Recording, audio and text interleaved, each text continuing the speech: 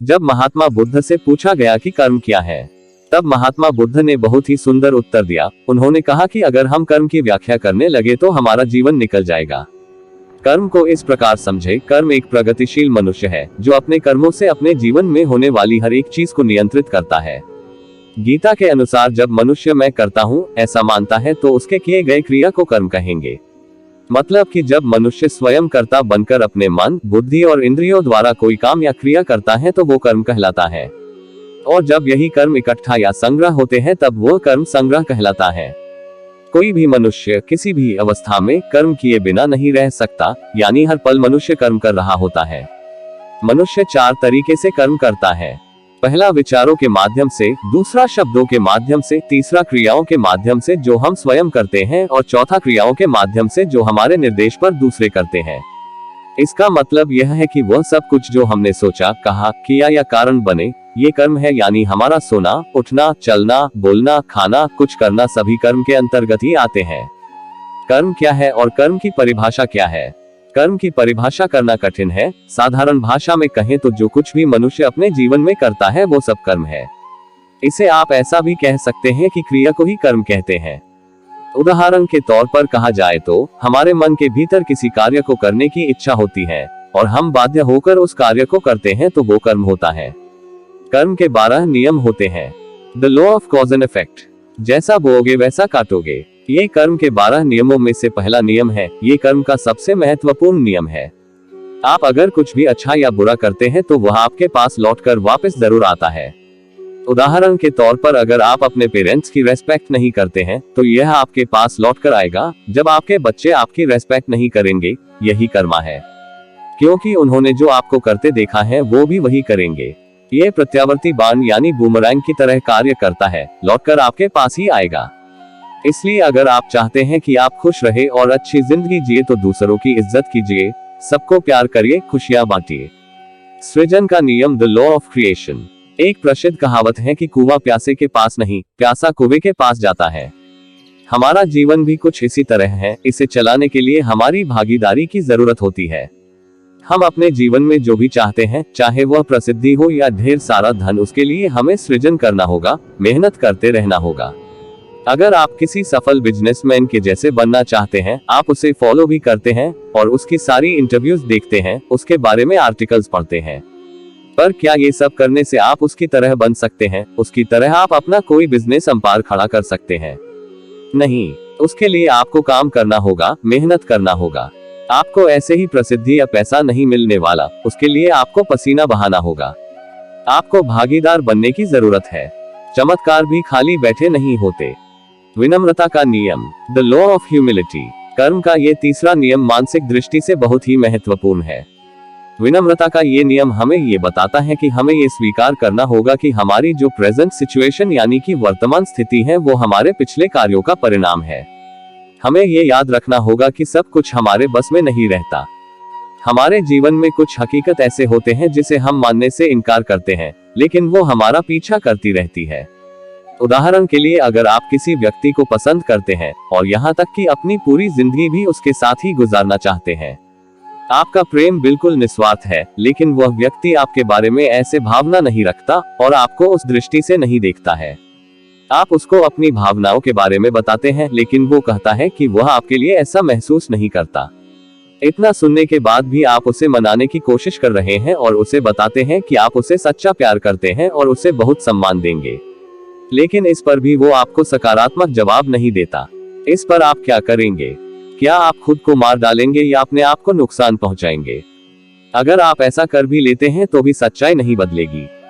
आपको ये समझना होगा कि सब कुछ आपके मन मुताबिक हो ये जरूरी नहीं है। कुछ भी हासिल करने के लिए आप कोशिश करना जारी रख सकते हैं, उसमें अपनी पूरी शक्ति लगा सकते हैं। ये पूरी तरह आप पर निर्भर करता है कि आप कब तक कोशिश करना चाहते हैं। आपको ये याद रखना होगा कि आप सब कुछ काबू नहीं कर सकते। सच को स्वीकार कर आगे बढ़ जाना ही आपका सच्चा कर्म है। उस वक्त के लिए इसे बेहतर कोई और उपाय नहीं है। और कर्मा का ये नियम हमारे दैनिक जीवन की अधिकांश परिस्थितियों पर लागू होता है।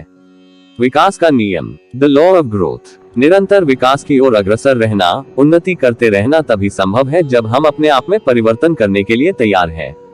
समय के साथ बदलना ही सफलता की गारंटी है। खुद के विकास के लिए खुद में बदलाव की जरूरत होती है, न कि दूसरे लोगों, वस्तुओं या दुनिया को बदला जाए।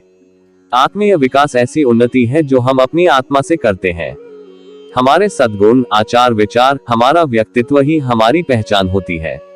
लोग इन्हीं गुणों से आकर्षित और प्रभावित होते हैं। जीवन में निरंतर विकास तभी संभव है जब हम समय समय पर खुद में आवश्यक बदलाव कर सके। केवल अपने आप को बेहतर और बेहतर बनाना ही हमारे हाथ में है, न कि अपने परिवेश में बदलाव करना। यही जीवन का विकास से जुड़ा सत्य नियम है। जिम्मेदारी का नियम, द लॉ ऑफ रिस्पॉन्सिबिलिटी। उम्र के हर एक पड़ाव में इंसान की कुछ जिम्मेदारियां होती हैं, कभी छोटी, कभी बड़ी, कभी अपने प्रति और कभी दूसरों के लिए। जो भी हमारे आसपास है और हमारे जीवन में है, उसकी जिम्मेदारी हमें लेनी चाहिए। हम अपनी जिम्मेदारियों से मुंह नहीं मोड़ सकते, और अगर हम ऐसा करते हैं तो हमारा जीवन एक काया के जीवन की भांति होगा, जो न ही समाज, परिवार और न अपने लिए कुछ करता है। जिस समय के लिए जो कार्य उपयुक्त है वो हम पूरी ईमानदारी, कर्तव्यनिष्ठा और लगन से अगर करते हैं और उसमें त्रुटि होने पर उसको सही करने का जिम्मा लेते हैं, उसे ही जिम्मेदारी का निर्वहन करना कहते हैं। बिना जिम्मेदारी का व्यक्ति केवल हार्ड मास का पुतला होता है। इसलिए जिम्मेदारी निभाना कर्म करने का नियम है। संबंध का नियम, द लॉ ऑफ कनेक्शन। पूरे ब्रह्मांड में सब कुछ आपस में जुड़ा हुआ है। हर वस्तु का किसी न किसी दूसरी चीज से संबंध है। अगर आज हमें कुछ महत्वहीन लग रहा है तो भी उसे करना चाहिए, क्योंकि वह आज नहीं तो कल किसी न किसी रूप में काम आएगा। जैसे स्टीव जॉब्स को कैलीग्राफी की कक्षाएं महत्वहीन लगी थी, वो इससे कोई भी जुड़ाव महसूस नहीं करते थे, लेकिन इन्हीं कक्षाओं से सीखे हुए ज्ञान से उन्होंने 10 साल बाद फॉन्ट डिजाइन मैक कंप्यूटर के बारे में काफी मदद मिली। इसीलिए इंसान को जब भी मौका मिले कोई भी काम करने का या सीखने का, तो बेझिझक उसे करना चाहिए, क्योंकि कब का कुछ सीखा हुआ या अनुभव किया हुआ कब काम आ जाए, ये कोई नहीं बता सकता। इस तरह से हम एक बेहतर इंसान भी बनते हैं, क्योंकि हम नई नई चीजें भी सीखते हैं और काम की अहमियत को लेकर हमारा दृष्टिकोण भी बदलता है कि कोई भी काम छोटा या बड़ा नहीं होता। और ऐसे कई उदाहरण हैं। धीरू भाई अंबानी पेट्रोल पंप के एक वर्कर थे। एक साधारण से वर्कर से लेकर उन्होंने एक सफल बिजनेसमैन बनने का सफर इतनी आसानी से तय नहीं किया। उन्होंने कई छोटे छोटे काम किए और किसी काम को छोटा नहीं समझा, क्योंकि उससे इंसान के पास अनुभव, सहनशीलता और मेहनत करने की शक्ति आती है। फोकस का नियम, the law of focus. Multitasker होना बहुत अच्छी बात है। ये निश्चित रूप से एक कौशल है, लेकिन जब आप एक ही समय पर एक से ज्यादा चीजों को करते हैं या उनके बारे में सोचते हैं, तो आपका फोकस बंद जाता है और उसमें गलतियों की संभावना भी बढ़ जाती है। इसलिए बहुत सारे काम एक ही समय पर करने से बेहतर है कि एक एक करके काम किए जाए और परफेक्शन से किए जाए, ताकि उससे संतुष्टि भी मिले और हम अपना बेस्ट भी दे पाएं। परिवर्तन का नियम, द लॉ ऑफ चेंज। अंग्रेजी में एक कहावत है, change is the law of nature. परिवर्तन जीवन का एक अहम नियम है। कुछ परिवर्तन इंसान को समय के साथ करने पड़ते हैं और कुछ परिवर्तन गलत को सही करने के लिए करने होते हैं। दोनों ही परिस्थितियों में उसे खुद को बदलना होता है। इंसान गलतियों का पुतला है और अक्सर उससे गलतियां हो जाती है। जो व्यक्ति अपनी गलतियां स्वीकार करके उनसे सीखता है, वह पूरी तरह से इस परिवर्तन के नियम का पालन करता है। वही गलतियां हम बार बार करते रहते हैं जब तक कि हम ये न समझ जाए कि अब हमें अपना रास्ता बदलना है। गलतियों से सीखना महत्वपूर्ण कला है और सीख कर उसमें परिवर्तन कर लेना और भी ज्यादा प्रभावी है। हमें बस समय समय पर खुद का निरीक्षण करना होता है और आवश्यक बदलाव लाने होते हैं। हम दूसरों की गलतियों से भी सीख सकते हैं। हमें वो गलतियां करने से बचने की जरूरत है जो बाकी लोगों ने की होती है। यही परिवर्तन का नियम है। धैर्य रखने और उसके फल का नियम, the law of patience and reward. ऐसा कहते हैं कि धैर्यवान व्यक्ति को धैर्य रखने का फल जरूर मिलता है, क्योंकि अच्छे परिणामों के लिए कड़ी मेहनत के साथ साथ धैर्य और स्थायित्व की भी जरूरत होती है। आज की दुनिया में तुरंत फल मिलने की उम्मीद की जाती है, लेकिन सच यही है, अगर आप बेहतर और लंबे समय तक लाभ देने वाले परिणाम चाहते हैं तो आपको धैर्यवान बनना होगा। जल्दबाजी आपको दूरगामी परिणाम नहीं दे सकती। अपने प्रोफेशनल जीवन को सफल बनाने के साथ साथ आपको अपनी निजी जिंदगी को सफल बनाने के लिए भी धैर्यवान होने की जरूरत है। हर एक व्यक्ति के जीवन में ऐसा समय आता है जब उसे कई पड़ावों पर धैर्य रखने की जरूरत होती है। धैर्यवान व्यक्ति आई हुई मुसीबतों का सामना करने में ज्यादा सक्षम होते हैं। धैर्य रखकर जीवन में आगे बढ़ते रहना, यही धैर्य का नियम है। देने और आतिथ्य का नियम, the law of giving and hospitality. आप जिन चीजों में विश्वास करते हैं, आपको वो सामने लानी चाहिए और औरों को उनसे अवगत कराना चाहिए। अगर आप ऐसा करते हैं तो आप अपने एक्शंस की इम्पोर्टेंस समझते हैं और यह आपके गहरे विश्वास को दर्शाता है। अगर आप सम्मान पाना चाहते हैं तो आपको दूसरों की भी इज्जत करनी होगी। अगर आप अपने लिए एक शांतिपूर्ण माहौल चाहते हैं तो आपको उसे बनाने में खुद भी योगदान देना होगा। आप जैसा दोगे वैसा ही आपको भी वापस मिलेगा। आप जिन चीजों पर विश्वास करते हैं वही आपके साथ होती हैं। आप जैसा जिसके साथ करते हो वैसा आपको मिलता है और यही देने और आतिथ्य का नियम है। वर्तमान में जीने का नियम, the law of here and now. अक्सर लोग पहले हुई घटनाओं को याद करके दुखी होते हैं और कई तो पास्ट से कभी निकल ही नहीं पाते।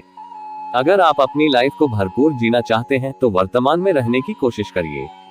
आप खुश तभी रह सकते हैं जब आप पास्ट के नेगेटिव थॉट्स को भूल जाए। अगर आप केवल अपने पास्ट में ही रहेंगे तो उसकी कोई ना कोई कड़ी सामने आती ही रहेगी और आप उससे जुड़ते जाएंगे। इसलिए अपने आसपास की चीजों को देखिए, उनका आनंद लीजिए। महत्व और प्रेरणा का नियम, the law of significance and inspiration. हम सब इस संसार में अपने अपने लेवल पर अपना योगदान देते हैं। कोई भी काम जो हम करते हैं वह चाहे किसी को महत्वहीन लगे पर उसका संसार में किसी न किसी व्यक्ति के लिए महत्व जरूर होगा। वो कोई ऐसी चीज भी हो सकती है जिससे किसी की लाइफ भी बदल सकती है। हर एक व्यक्ति के पास कुछ उपहार, कोई टैलेंट होता है जिसे वो दुनिया में आके सबके साथ साझा करता है। ऐसा भी हो सकता है कि एक स्पेसिफिक कार्य के लिए आपको दुनिया में लाया गया हो। अपना हर संभव योगदान देना और उसके महत्व को समझना, यही महत्व और प्रेरणा का नियम है।